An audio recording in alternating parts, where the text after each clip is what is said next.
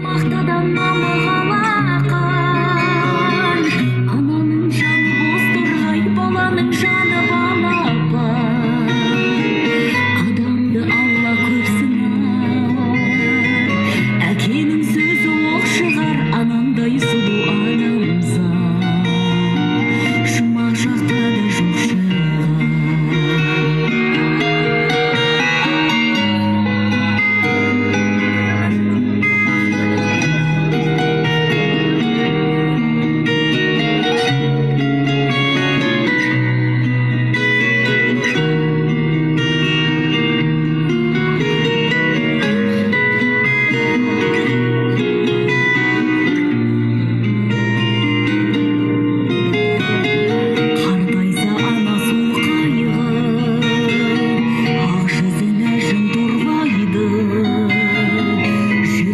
Адам болса да баласыз ана болмайды.